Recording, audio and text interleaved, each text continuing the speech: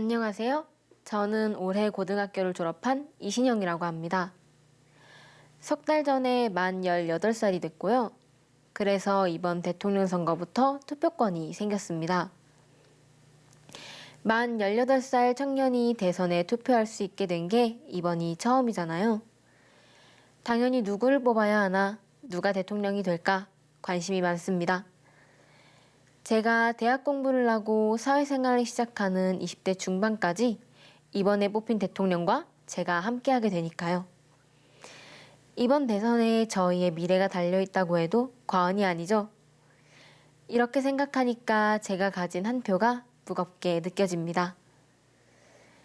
그래서 우리 세대에게 어떤 대통령이 필요한지, 제가 원하는 대통령은 어떤 인물인지 말씀드리고 싶어서 이 자리에 섰습니다. 저는 요즘 얘기하는 MZ세대입니다. 그 중에서도 1995년부터 2004년에 태어난 Z세대에 해당하죠. Z세대의 학창시절은 어떠냐고요? 저의 경우에는 대한초등학교를 나와서 대한중학교에 진학했는데 학교에 사정이 생겨서 공립중학교로 옮기게 되었습니다. 그리고 고등학교에 진학할 때는 다시 대한학교를 선택했습니다. 왜냐고요? 제가 경험한 공립중학교는 머물고 싶지 않은 공간이었습니다. 하루에 7시간 수업을 하는데 7시간 내내 앉아만 있으래요. 자연과 환경에 대해서 배우는 시간에도 교실에서만 가르치고 체육도 대부분 실내에서 했습니다.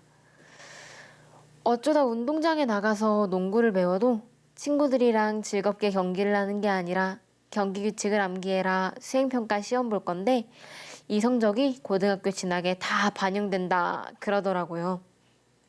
정말 답답했습니다.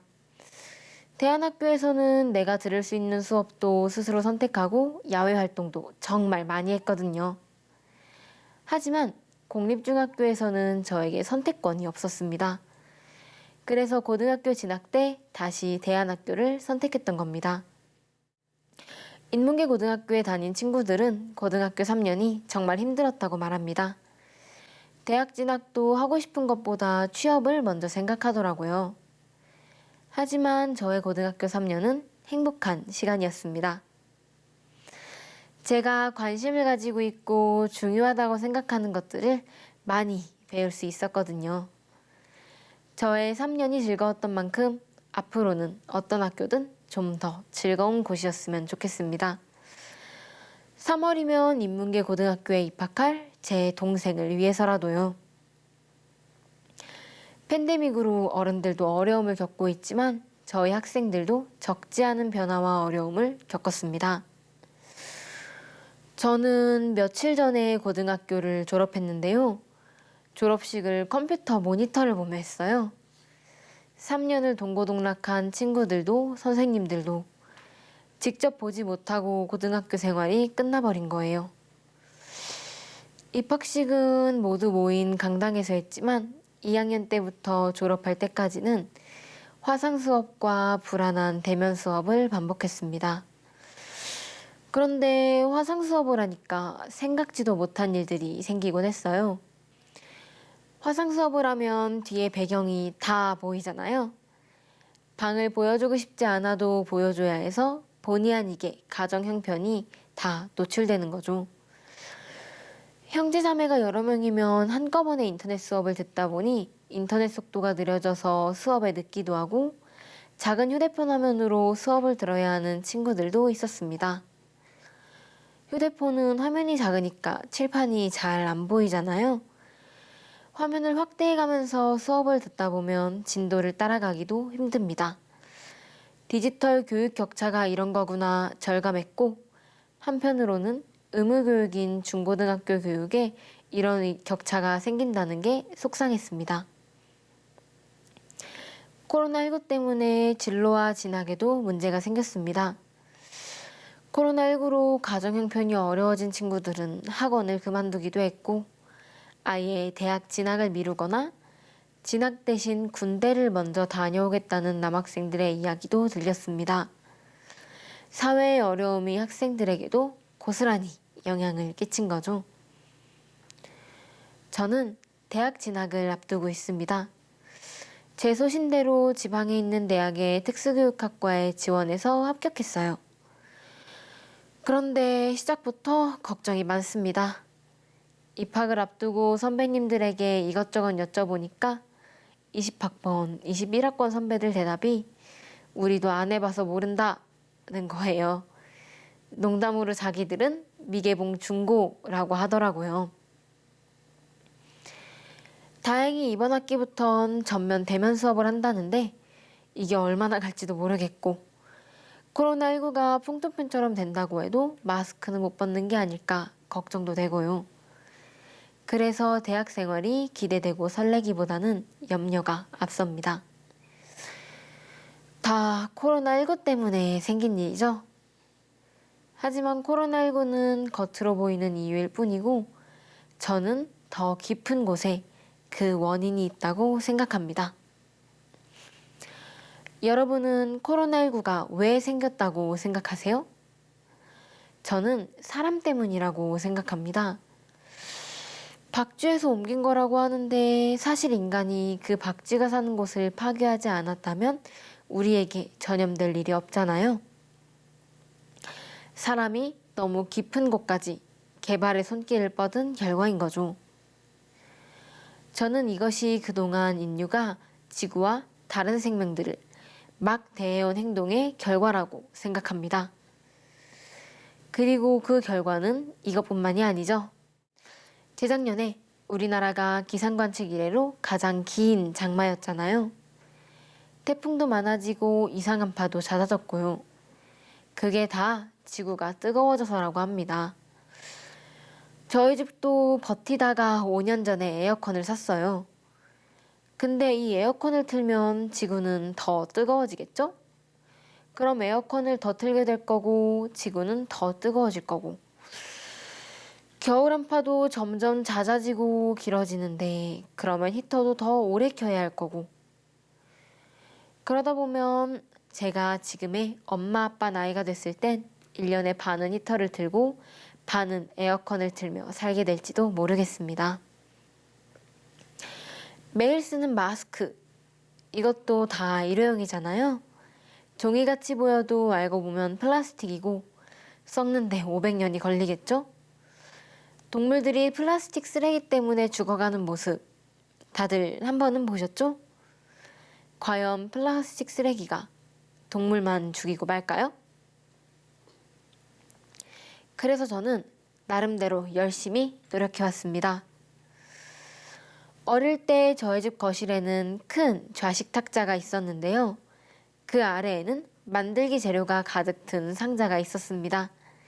예를 들면 다 쓴 휴지의 심지나 플라스틱으로 된 아이스크림 용기, 구멍 뚫린 양말 같은 것들이요.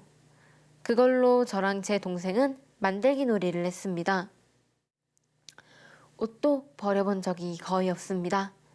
다 물려입고 물려주고 정리할 옷들은 기부하고요. 텀블러와 장바구니는 당연히 기본이죠.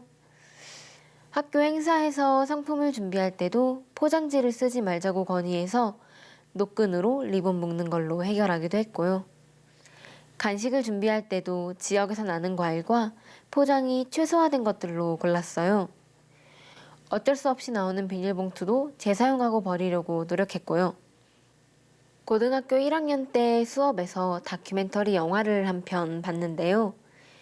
공장식으로 가축을 키우고 도축하는 과정을 담은 내용이었어요.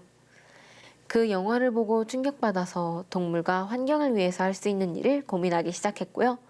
지금까지 육식을 자제하려고 노력하고 있어요. 육식을 위해 사육하고 도축하는 과정에서 발생하는 탄소량이 엄청나다는 것도 알게 되었거든요. 탄소 배출이 기후위기의 핵심인 건 다 아시죠? 그런데 우리나라는 국제사회에서 기후악당 국가로 지목됐고 탄소 배출량은 세계 6위입니다. 저는 이렇게 노력했는데 우리나라는 왜 이런 걸까요? 그래서 저는 결론 내렸어요. 이것은 결코 개인들이 해결할 수 있는 문제가 아니라고요. 우리나라가 배출하는 탄소량 중에 가장 많은 비용을 차지하는 것을 찾아보니까 에너지 부문이었습니다. 전기를 만들고 쓰는데 탄소 배출을 많이 하는 거죠. 대표적인 것이 화석연료고요. 그런데 우리나라는 석탄 발전소를 또 짓고 있어요. 이게 앞뒤가 맞나요?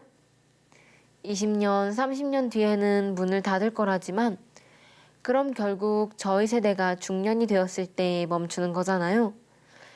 그러면 거기서 일하던 우리 세대는 어떻게 해요? 그동안 발생하는 탄소는 누가 책임지나요?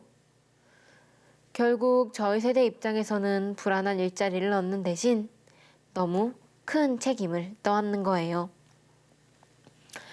원자력 발전도 싸니까 계속해야 한다는 어른들이 계시던데 저는 정말 걱정스러워요. 원자력 발전소, 핵으로 발전하는 데죠? 다들 핵의 위험성을 모르지 않잖아요. 만약에 사고라도 나면 어떻게 하죠? 그동안 방사능 폐기물을 폐기해온 곳도 이제 곧 가득 찬대요. 앞으로 어떻게 할 건가요? 다음 세대가 알아서 하라고요? 그 다음 세대가 바로 접니다. 미래의 희생이 너무 큰 정책인 거죠. 대안이 없는 것도 아니잖아요. 그린 에너지가 있어요. 산을 깎지 않아도 수많은 건물 옥상에 태양광 패널을 설치하면 엄청난 전기를 만들어낼 수 있어요. 석탄 발전소보다 원자력보다 훨씬 깨끗하고 안전해요. 왜 좀 더 적극적으로 이런 걸 하지 않죠? 그래서 결국 환경 문제는 정치와 제도가 중요하다고 생각해요. 저희 중고등학생들 사이에서 유명한 여드름에 좋다는 화장품이 있거든요.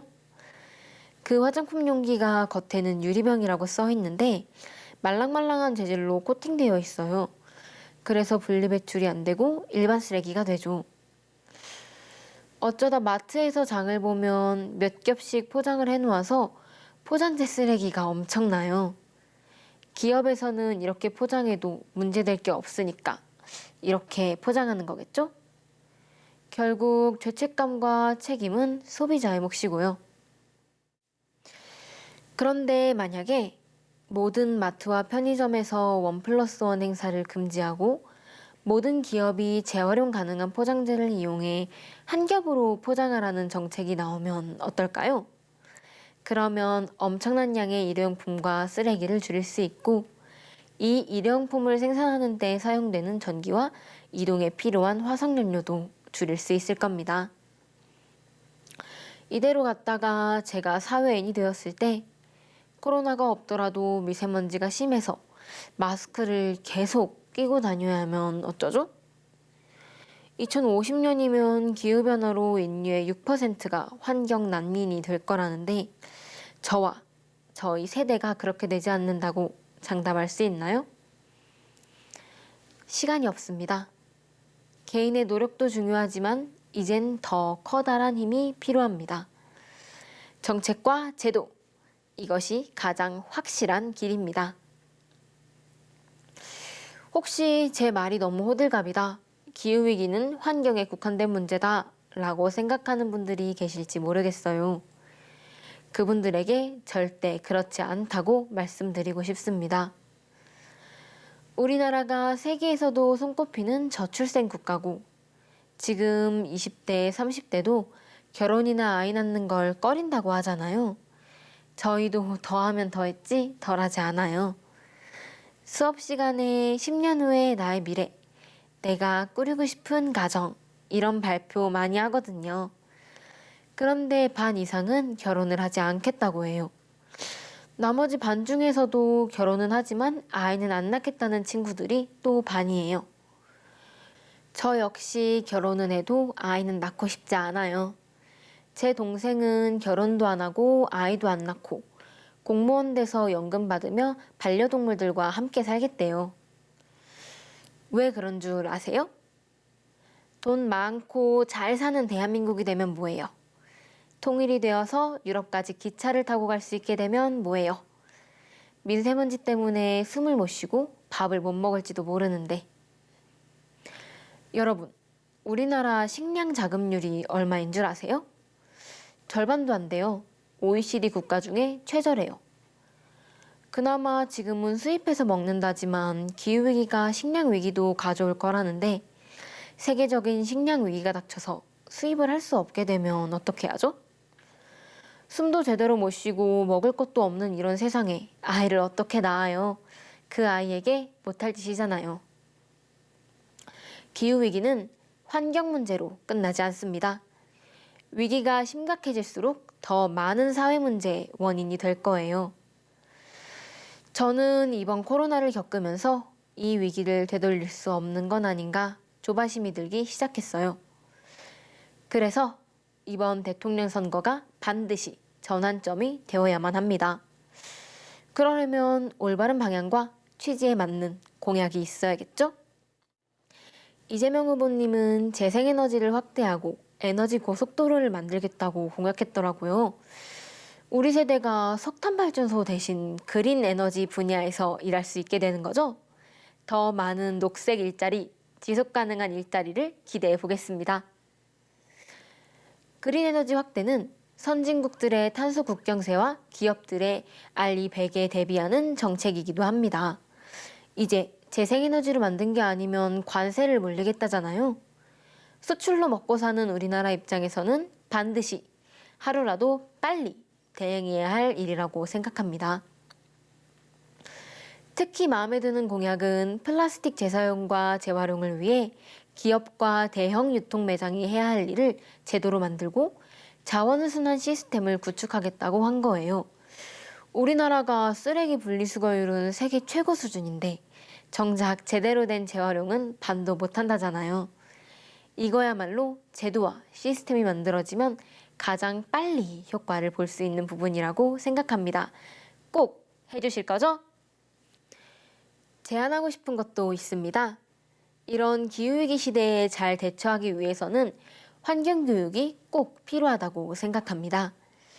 참고로 제가 다닌 고등학교가 있는 전라북도에는 도 전체의 환경을 전문으로 공부한 환경전담교사가 딱 한 명뿐이었습니다.